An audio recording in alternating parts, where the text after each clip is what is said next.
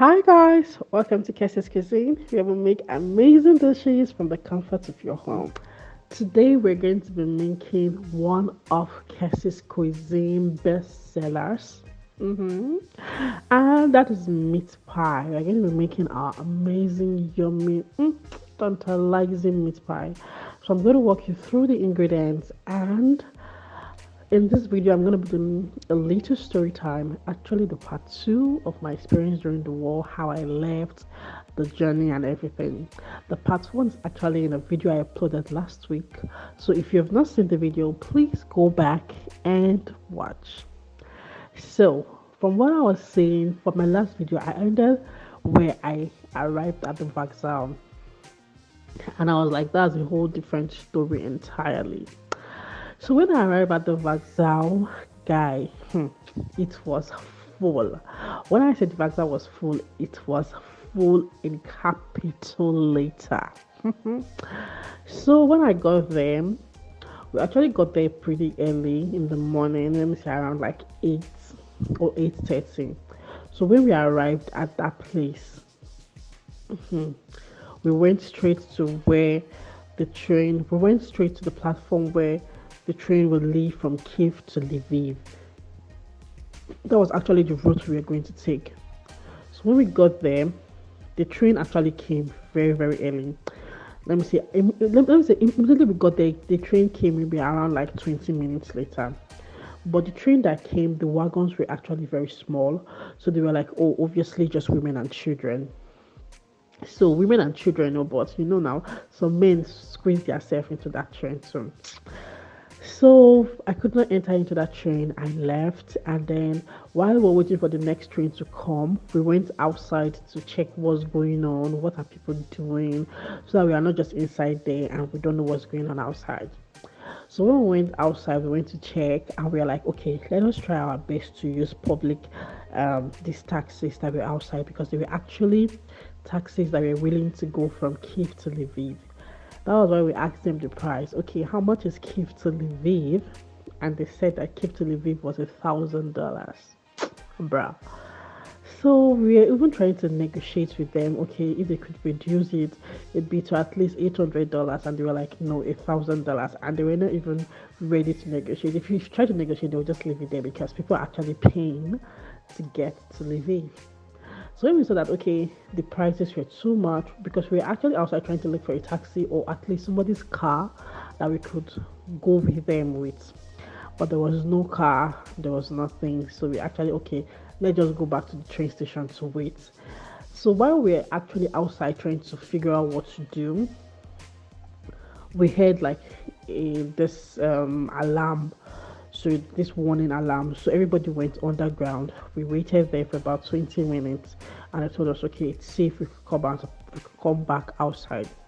So when we got outside, we went to this train station again, and we were like, okay, this next train that is coming is either we enter or we enter. Like, there's no two ways. We have to, like, you have to beat wherever you want to beat, you have to blow wherever you want to blow. Like, you just have to enter into the train. So we shall went there ready for battle, like ready to blow anybody. So when we got there, apparently, like, I think 2 trains left already. So the next train that came was about 3 p.m. No, so yes, 3 p.m. So we were waiting there. Fortunately for us, the train arrived and we were standing right in front of the door. So when they opened the door, the woman was like, okay, women and children should come into the train first. And then she just left for 2 seconds. That 2 seconds she left, guy, I just squeezed myself inside. There was one guy that was trying to pull me back, and I did not even know how I flinged him off, and I just entered into the train. So at the end of the day, the spot we got in the train was a very bad spot. Not a very bad spot, but it was not like so good. It was like we were standing in front of the door. Do you get? So we were not actually in the wagon. We were just standing in front of the door. So the woman in the wagon was like, okay, this place is going to get very cold with time, because it was actually cold. So maybe after like 2 hours, there was like these bed sheets, whatever. They were just there on the floor. So we had to use that for a chair for about maybe 2 hours. After 2 hours, that place was cold, chilling. So we left that place and went into the actual wagon. When we got to the wagon, there was no spot to sit down, so we had to stand. And bruh, this train was slower. This train was moving slow, slow, slow, slow. Like my brain was turning. So we stood in that train for 17 hours, guy. The train stopped actually at night. We didn't know why. I think the train stopped for about 1 hour. They turned up the light and then or 17 hours, and then after that, I think we arrived in Lviv in the night. We arrived at about maybe 2 a.m. or 3 a.m. I can't really remember. So when we got to the Lviv vokzal, it was full. When you say that place is full, it was full. Number one, it was cold. Number two, when we got when we walked into the place, like everywhere was full. Everybody was lying on the floor. Everybody had their bags. Just people were sleeping on the floor, literally. So when we got there was no space to even sit on the floor. Do you get? So for me, I think I was charging my phone, so I stood for another like 2, 3 hours. Then after the like 2, 3 hours, I luckily found a place to sit. Then around like 5 a.m., we heard that there was a train that was going to Uzhgorod. So we went out, and it was in this Lviv. That was where we experienced this. You can't enter the train. Nothing is happening here. Calm down. Blah blah blah. So we actually tried to get on a train. Number one, the train was not like as full as the train that left Kiev. So we were like, of course there is space. Allow us to go in. And the guy was like, you can't come in. This train is full. There is nowhere to sit. And we were like, bruh, we don't want to sit. We want to stand. We just want to keep moving. Let us in. It was so crazy. Like the guy even almost fought one of us. So they didn't allow us enter that train. Another train came again. They didn't let us in. Like, so there was a time that we went back inside. Like, we had to wait. They said the next train that was coming is coming by 4 p.m. Like, we went to take this train by 5 a.m. So we are supposed to just sit there from 5 a.m. until 4 p.m. Like, it was just crazy, sha, but we just had to wait because there was nothing we could do. We went outside to try to get a cab. The cabs were not even going. They said they are not going, that like they can't go. I should go get a train.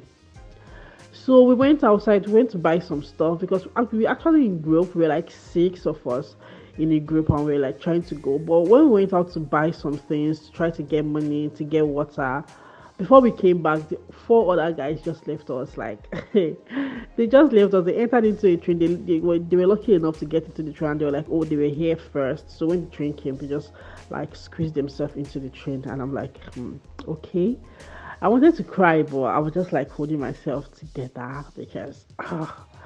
So at about like, we were waiting for the train. So one instinct just told me that like if we wait here, because we went to sit down, so I was like, if we go and sit down here, like a lot of trains are going to come and go and we'll not even know about it. And when that 4 p.m. train comes, we'll still not enter. So let's just go outside and stand until the train comes. So when we went outside to stand, luckily for us, the train came. A train came and we were able to squeeze ourselves into the train. So when we entered into the train, we got the same back spot like at the door. So luckily for us, we met a woman, like those people in the wagon. So she was like, we should come, because I don't know if she was like, if she just had pity for us or something. So she was like, okay, that we have do you want to stay in our room? Because like they have like a separate room for them.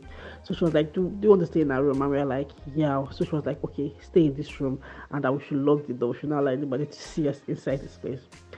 So we were like, okay, and we gave her like some cash that we had on us. So she was like, okay, lock the door, don't allow any other person to see you in here. So we were like, okay, we locked the door. Finally we got a place to sit and lie down. But as we were there, another security guy came and he was like, open the door, and it was like, what are we doing here? And we had to explain to him that, okay, the lady that's supposed to be here, she gave us a room. So he went to ask her and he was like, okay, no problem. So we got to Uzhgorod, luckily, let me say at night. When we got there, they had this humanitarians. So they gave us hot tea, they gave us bread, they gave us like, so I just wanted to drink tea because I was freezing, I was so cold. So at Uzgorod was not as full as Lviv. Uzgorod was looking normal. The place was full, so we were trying to like get a room to sleep, like book a hotel or something. So they were like, there is no hotel, everywhere is filled up, blah blah blah blah blah. So we said okay, so we had to sleep in the vokzal again till the next morning. But luckily for us, it was not so full, so we had a place to sit, we had a place to arrange our bags. So we just sat down there and we slept off. It was cold. It was chilling. So imagine sleeping outside and it was cold. So when we slept outside that morning, we were trying to get a cab that would take us to the border. We didn't get a cab. It was difficult that night trying to get a cab, and we didn't know where. Oh, okay. I remember we wanted to get a cab, but the cabs were like, because we didn't have cash, they were like, they don't want to collect transfer, they don't want to do any transfer, that they just want cash. So that was our main problem. We didn't have cash with us. Meanwhile, if you are still listening to this video and you have not subscribed to my channel, why help me grow, please subscribe to my channel, please share, like, comment. It's totally free. Just help my YouTube grow. And if you want a proper video where I explain everything about meat pie, you can indicate in the comment section, and if I get a very good response, I'm going to make another meat pie video. You get me? So that morning we were like, okay, let's just go into Uzgorod town and see what's like. Let's try to see if we can withdraw money. Luckily for us, when we went to Uzgorod town, it was like, what is happening? Nobody is running, nobody is panicked, everybody, they haven't playing music on the road, people are just chilling, everywhere is open. That is how we looked for a fast food restaurant, and we went there. A fast food, sorry. We will look for a fast food, and we went there. We bought food. Like that was the first time we were eating food, because all along we have been drinking water, eating apple, oranges, and all of that. So that was the first time we bought chicken, we bought chips. We were so happy. We ate, bought burger. Like in fact, we were eating like thieves. So after that place, we were like, this town is looking chill though. It's looking like nothing is happening in this place. So we walked around, we saw everybody was just chilling, so we were like, okay, let us try and rest in this place first, at least for a week before we continue our journey. So we tried our best and we got a hotel. So we paid for a week. So the first day we slept on bed. Finally turned on the heater to the highest, bath, hot water shower. In fact, we were so happy, as if no.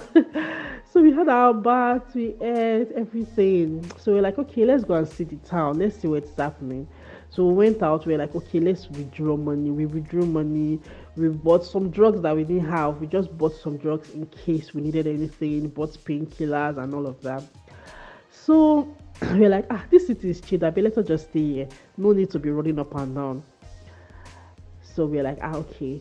The next day, we wanted to get like a permit from the police just in case we want to come back to Ukraine, because one of us forgot our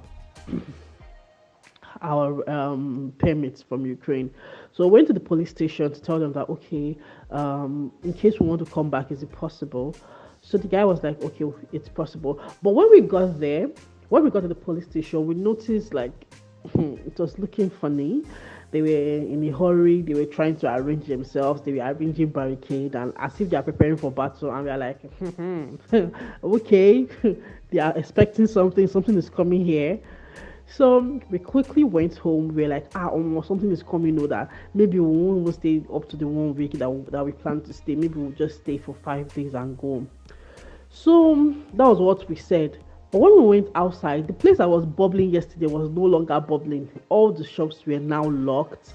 Everybody was just looking like they were in a hurry, and they were just, in fact, they didn't want to attend to us. They were just in a hurry, So we were becoming scared. So that night when we went to sleep, at night, maybe around like 11 or 12 a.m., we heard a loud banging on the door. They were like, who is inside this place, open.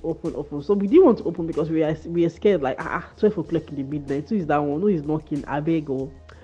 So until we heard the guy was like, at a police here, like, this is the police, open the door. So he was asking the reception, like, is there an extra key to this room? Give me the key. So we're like, I beg, let's just open the door. Behold, when we opened the door, we saw like this four hefty men with guns. They were like, where is your document? Where is your phone? What are you doing here? Hey, Jesus. I was shaking like, hey, Lord Jesus, please, oh.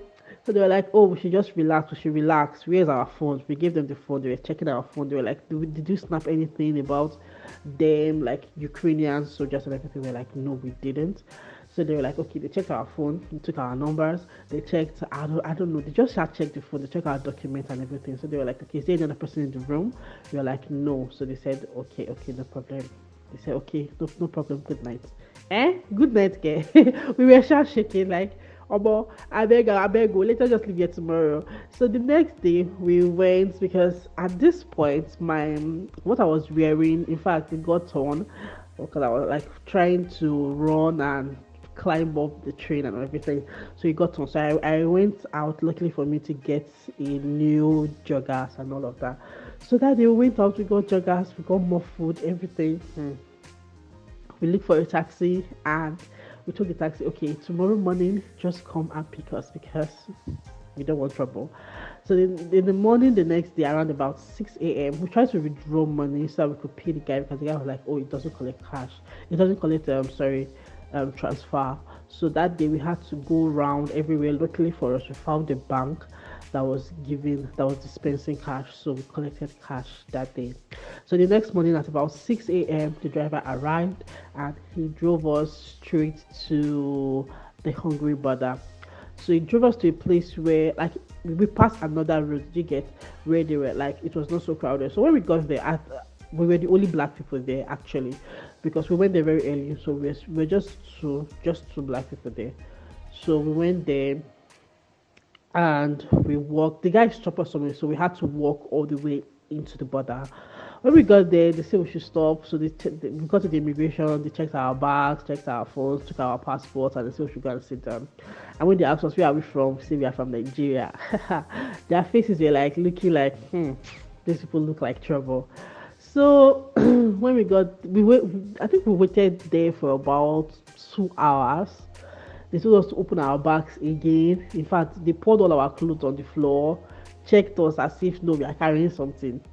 Which after checking us, after maybe some time, maybe they gave us a wristband. I don't know. So after like about 2 hours, more black people joined us. So they took us with a bus to, I don't know where else they took us. They took us to one place like that. So in that place, we did COVID tests. We did that was when they asked us, oh, do you want to sign refugee? Do you want this? Do you want that?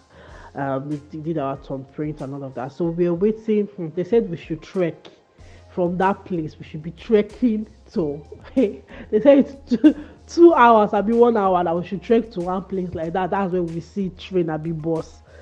So we were like, trek for 2 hours. We wanted to start the trek, but something just said we should just wait. Maybe let us wait and eat small food.